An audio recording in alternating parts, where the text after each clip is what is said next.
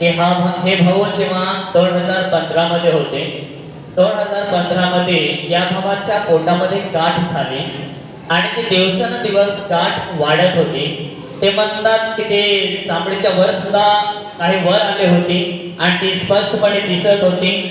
2015 पासून तर आज 2022 पर्यंत म्हणजे आजच्या दिवसापर्यंत या भावाच्या पोटावरती ती गाठ होती. ते म्हणतात की ती दिवसेंदिवस वाढत होती आणि त्याच्याकडे त्यांचं दुर्लक्ष होतं. 2015 पासून तर 2022 पर्यंत आजच्या दिवसापर्यंत ती गाठ त्यांच्या पोटावरती होती आणि ती वाढत होती. हे म्हणतात की आताच्या प्रार्थनेमध्ये त्यांना प्रभूचा स्पर्श झाला आणि प्रभूच्या स्पर्शाने त्यांच्या पोटावरची जी गाठ होती ती 7 वर्षाची गाठ पूर्णपणे नष्ट झालेली आहे.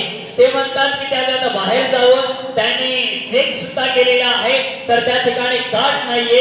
7 वर्षाची गाठ प्रभूच्या स्पर्शाने पूर्णपणे नष्ट झालेली आहे. झाले तुमच्या पोटावर कशी गाठ होती? किती मोठी होती तरी आजपर्यंत गाठ होती? आजपर्यंत किती मोठी होती?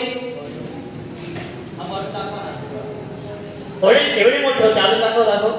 एवढी मोठी गाठ होती आजपर्यंत होती. नक्की होती. 2015 पासून आजच्या दिवसापर्यंत त्याच्या पोटावरती एवढी मोठी गाठ होते.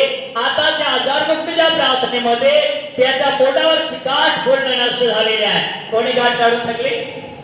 येशू देवाने काढून टाकली. जोरात टाळा. ही आई गंजाडवरून आलेली आहे. ही आई तिची स्वतःची साक्ष देत आहे.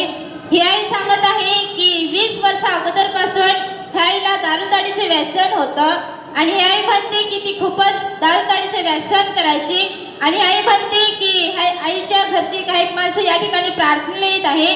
परंतु आई म्हणते की ह्या आईला दारूताडी सोडण्यासाठी तिने काही भक्तांकडे नेलं परंतु आई म्हणते की तिचं काही व्यसन सुटलं नव्हतं आणि अशा परिस्थितीमध्ये आई म्हणते की ती पुष्कळ व्यसन करायची आणि ती स्वतःच्या घरात सुद्धा राहत नव्हती. जेव्हा ती व्यसन करायची तेव्हा दुसऱ्यांच्या घरी राहायची.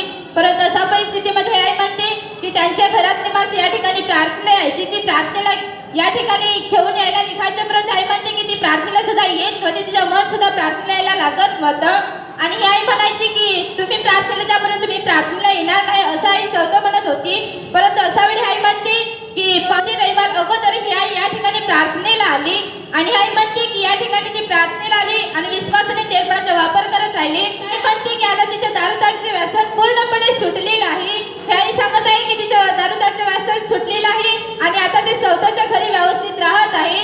आई म्हणत आहे की ते आता व्यसनात सुद्धा हात सुद्धा धरत नाही. त्यापासून तेव्हा तिला पूर्णपणे बरं केलेलं आहे, काढलेलं आहे, व्यसनातून काढलेलं आहे. म्हणजे प्रभू येशूला धन्यवाद देतो. आपण जोरात टाळ्या प्रभू येशूला धन्यवाद देऊ. हालेलुया. ही बहीण नागझरीवरून आलेली आहे. ही बहीण तिचे स्वतःचे साथी देतात. ही बहीण म्हणत आहे गेल्या 3 वर्षापासून हा बहिणीची साथी दुखायची. भरपूर असे वेदना व्हायच्या, साथीत कळलासारखं मारायच्या. ही बहीण सांगत आहे जेव्हा ते जास्त काही काम करत असताना त्याला भरपूर वेदना होत होते. तेव्हा त्याला खाना जास्त खाल्यावर पण त्याला त्रास होता. त्याला साथी दुखत होती गेल्या 3 वर्षापासून. वाईट स्वप्न देखील पडत होते. बहीण सांगत आहे प्रार्थनेला सतत येत राहिले, हलवले. बहिणीला प्रभू येशूचा प्रवेश झाला.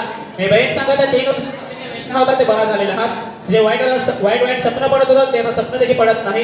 हे बहीण सांगत आहे जेवण ते व्यवस्थित करत आहे, काही त्रास होत नाही. काम देखील व्यवस्थित करत आहे, त्याला काही त्रास होत नाही. ही बहीण सांगत आहे 3 वर्षाच्या आजारातून परमेश्वरने त्याला बरं केलेलं आहात. बहीण परमेश्वरचे आभार मानते. आपण जोरात टाळ्या परमेश्वराला धन्यवाद देतो. हालेलुया. ही बहीण गिरगाव नारायणठाण्यावरून आलेला आहे. ही बहीण तिची स्वतःची साक्ष देत आहे.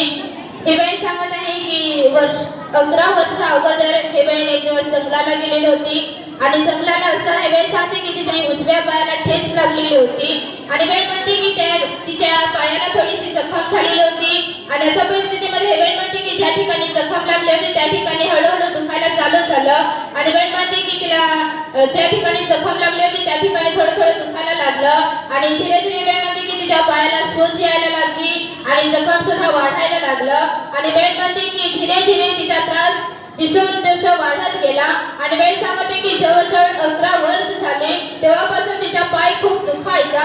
हे बहीण म्हणते की तिच्या पायामध्ये काहीतरी भरलं असं हॅबिटला वाटत होतं. तिचा पाय पुष्कळ जळजळपणा तिला वाटत होता आणि बहीण म्हणते की तिची जखम सुद्धा दिवसेंदिवस वाढत जात होती आणि या त्रासासाठी हे बहीण दवाखान्यामध्ये गेली. हे बहीण सांगते की तिच्या पायाचं ऑपरेशन झालं, तिच्या पायातून काहीतरी काढून टाकलं.